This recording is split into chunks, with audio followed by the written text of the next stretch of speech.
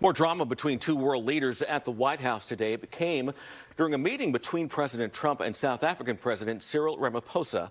The U.S. president made unsubstantiated claims about genocide in that country. You're taking people's land away we have not. from them. We have, and those people, in many cases, are being executed. They're being executed.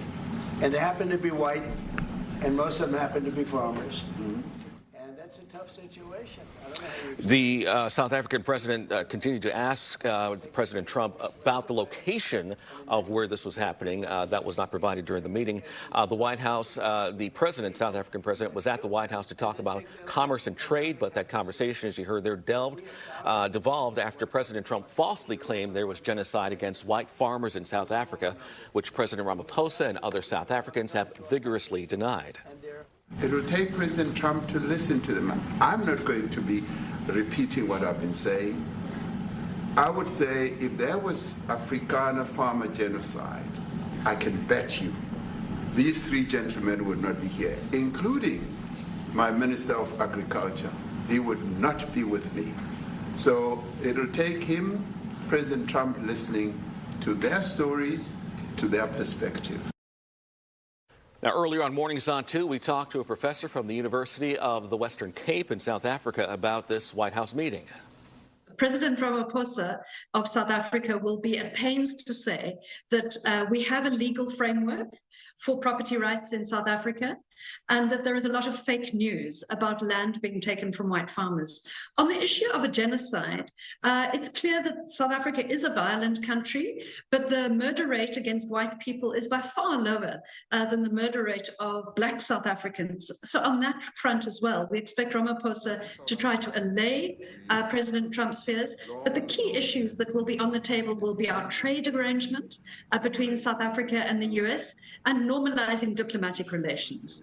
Reports from South Africa say the government is offering native son Elon Musk a special exemption from the country's black ownership requirements to allow his satellite internet service, Starlink, to operate in South Africa. The House Rules Committee has been meeting since 1 o'clock this morning Eastern Time to discuss the president's massive budget bill. One of the many things it includes is the elimination of several tax credits for electric vehicle owners. KTVU's Ali Rasmus explains why the credits going away would be a big problem and the issue that would remain in the current budget bill. There are fears the bill could mean the end of the road for affordable electric vehicles. Part of the president's budget bill calls for an early and abrupt end to 4 different types of tax credits for electric vehicles. The most popular one, a $7,500 tax credit for people who buy a new EV. That credit was supposed to continue until 2032.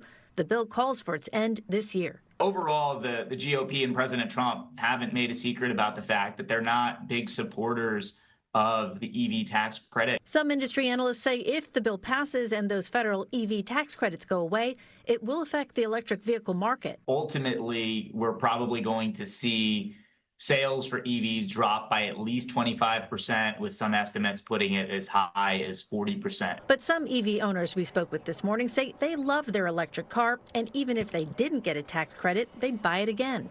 Yes, just because of the cost of gas. So I pay less for my car payment than I do what I was paying previously per month just for the gas prices.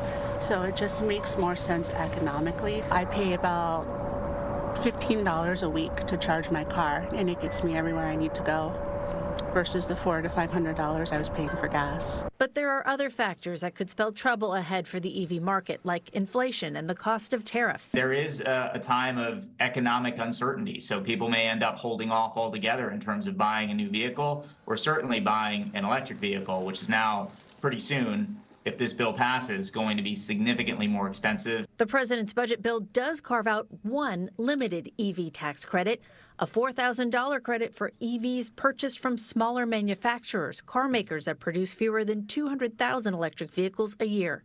That tax credit wouldn't apply to Tesla, Ford, and GM electric vehicles, but would apply to smaller electric car makers like Rivian, Polestar, and Lucid Motors. In Dublin, Ali Rasmus, KTVU, Fox 2 News.